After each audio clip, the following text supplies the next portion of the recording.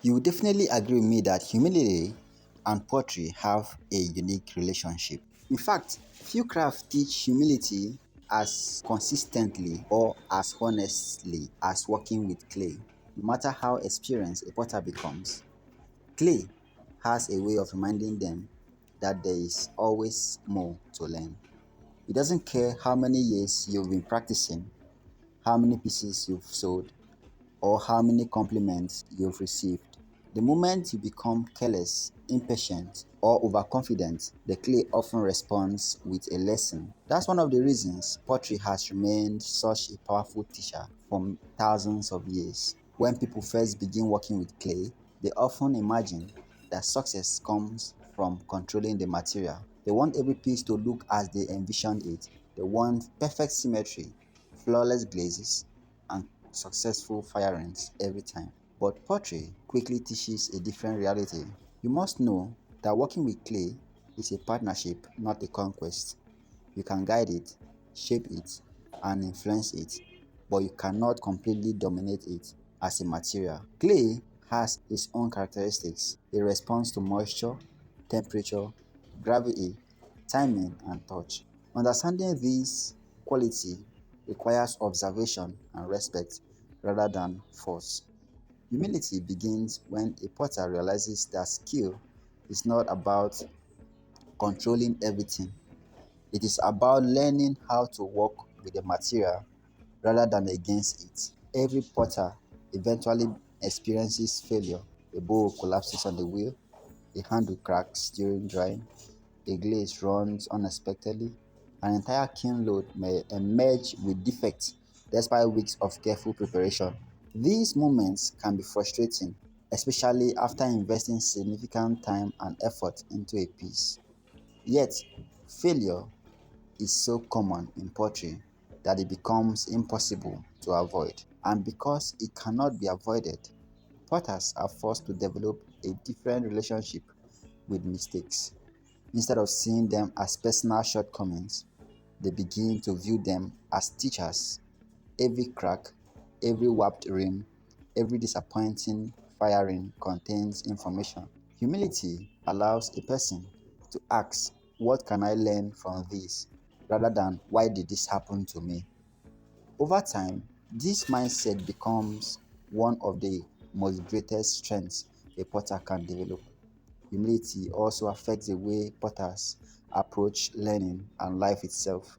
Ceramics is an incredibly deep field. There are countless clay bodies, glaze recipes, firing methods, historical traditions, forming techniques, decorating approaches, and scientific principles to explore.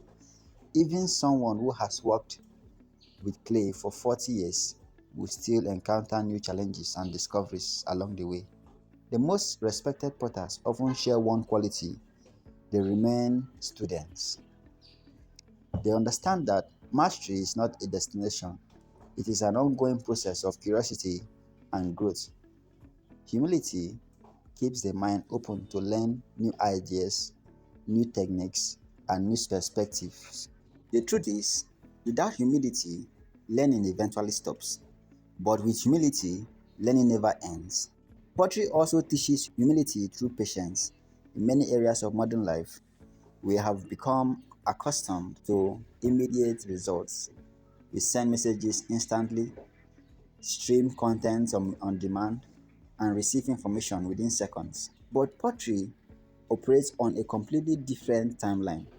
Clay must be prepared, forms must be built carefully, pieces must dry slowly, kiln requires hours or even days to complete a firing cycle. Glaze results often remains unknown until the kiln is open. No amount of impatience can accelerate these natural processes. The material teaches us to respect time. It reminds us that some things cannot be rushed, and that meaningful results often emerge through steady, consistent effort rather than instant gratification. Humility also changes the way potters view perfection. At first, many people chase flawless work. They want every line straight, every surface smooth, every glaze exactly as planned. But as experience grows, many potters begin to appreciate something deeper. They realize that Beauty often exists within imperfection. A slightly uneven rim can reveal the movement of the maker's hand. A glaze variation can create unexpected character. Small irregularities can make a piece feel alive and uniquely human. Humility helps us accept that perfection is not always the highest goal. Sometimes authenticity is more meaningful.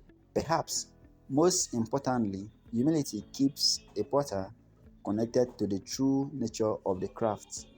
After all, pottery begins with earth. The clay comes from the ground beneath our feet. Water softens it, air dries it, fire transforms it.